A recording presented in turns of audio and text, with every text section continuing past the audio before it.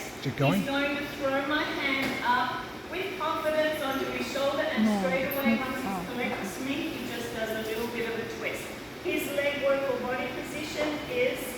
So I bring my partner in, I want to weight in my left leg, and I slide the right one out as I twist a little bit. So I twist, drop into the left leg, extend the right one, back up.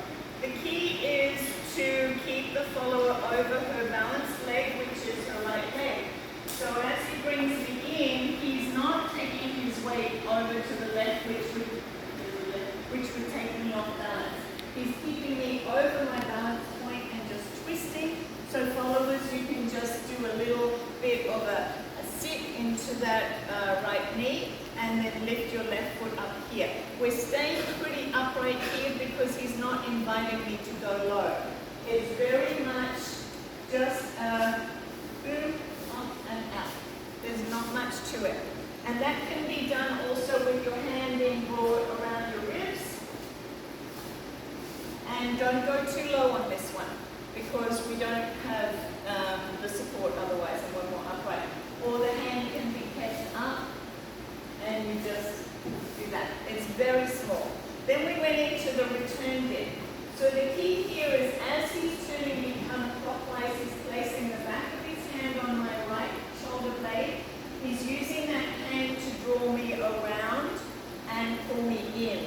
Don't start pulling her in too early, because she's going to get her arm caught and she's not going to be able to bring it over the top.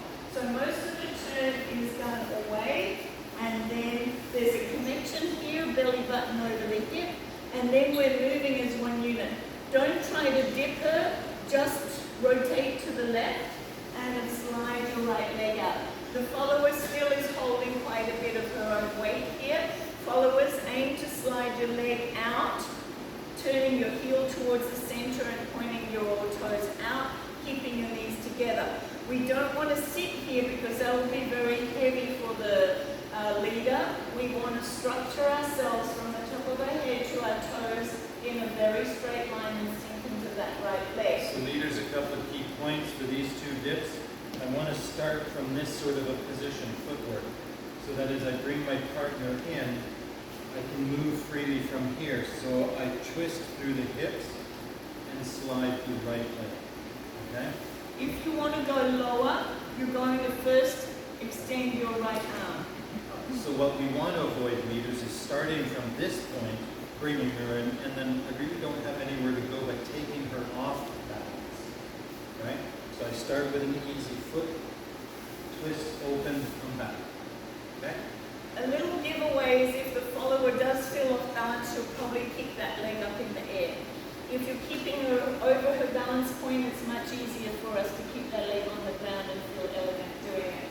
So to drop her lower, you can extend the right arm, lower. Notice his upper body is still back, and I'm still being given support through the left arm.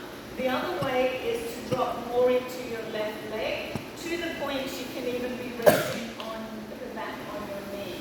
So that'll be back, around, draw in, and lower. I'm resting on this leg and it's very supported.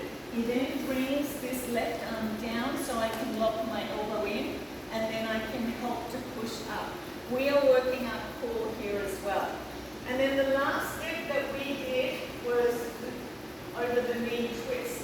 So again, it starts as a return, but he's guiding me towards his right side. He's already starting to turn, and he keeps turning until the small of my back lands on his right leg.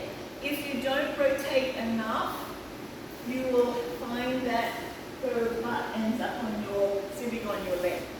Fine if that's what you want. It's not going to drop her as low, and it's not the look that we're really going for. So this particular dip's a little different than the first two. The first two were actually hugging in. This one, I want to get control of her out away from my body so that as I pivot, I can bring her where I want her. And then back using the engaged arms. That's it for this week. Good. Well done, everybody.